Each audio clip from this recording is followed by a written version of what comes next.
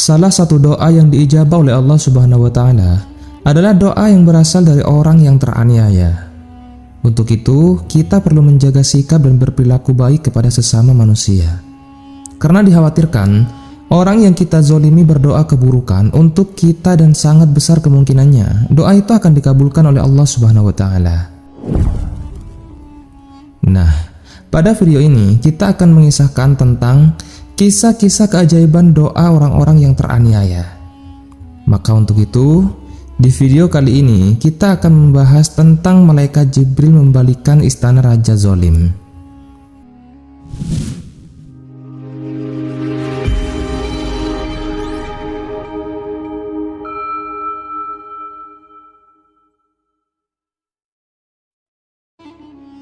Assalamualaikum warahmatullahi wabarakatuh. Teman-temanku seiman yang dimuliakan oleh Allah, semoga kita selalu dalam keadaan sehat walafiat. Amin ya rabbal alamin. Kisah ini terjadi saat Islam sudah disiarkan. Dan kisahnya begini teman-teman. Ketika itu ada seorang raja penguasa yang zolim. Selain raja ini jauh dari agama, ia juga merupakan raja yang egois dan tak peduli akan permasalahan-permasalahan rakyatnya.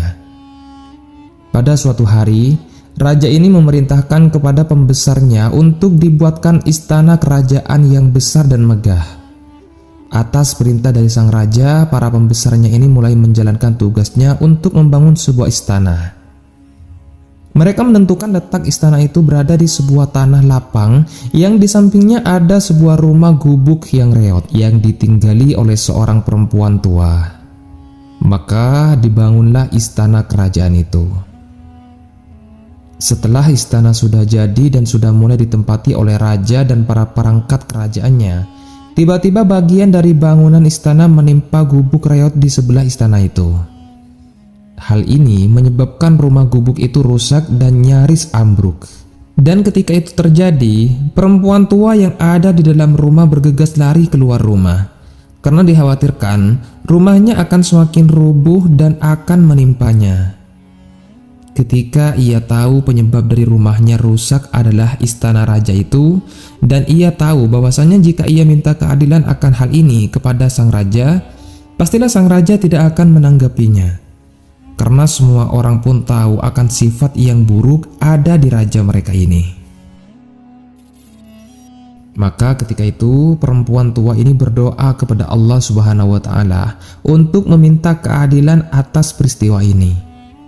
Langsung saja doa itu diijabah oleh Allah Subhanahu wa Ta'ala, dan Allah Subhanahu wa Ta'ala mengutus malaikat Jibril untuk menjalankan tugas ini. Singkat cerita, istana kerajaan yang megah itu dibalikkan oleh malaikat Jibril, kemudian mematikan semua yang ada di dalamnya. Sang raja zolim dan seluruh anak buahnya mati. Nah, di peristiwa ini Allah Subhanahu wa Ta'ala benar-benar menurunkan azab saat itu juga, dan tak ada yang tersisa kecuali Allah Subhanahu wa Ta'ala binasakan semuanya. Teman-temanku seiman yang dimuliakan oleh Allah, kisah selanjutnya datang dari cerita para sahabat. Ketika itu Rasulullah Shallallahu Alaihi Wasallam berkata, "Maukah kalian memberitahukan kepadaku sesuatu yang paling menakjubkan bagi kalian di Habasyah?" Beberapa pemuda kemudian mulai bercerita. Suatu hari ketika kami sedang duduk-duduk di pinggir jalan, tiba-tiba lewat seorang perempuan yang sudah sangat tua. Dan ia membawa gentong berisi air yang diletakkan di atas kepalanya. Tiba-tiba perempuan tersebut bersenggolan dengan seorang pemuda, dan pemuda ini memegang pundak perempuan tua itu. Kemudian mendorongnya hingga perempuan tua itu jatuh berlutut dan pecah gentongnya itu. Dan perempuan ini berdiri, kemudian ia menatap pemuda yang mendorongnya itu. Lantas ia berkata, "Wahai pengkhianat, kelak kamu akan menyadari ketika Allah Subhanahu wa Ta'ala meletakkan kursinya nanti di hari kiamat dan mengumpulkan manusia untuk menghakimi mereka sejak awal dan akhir.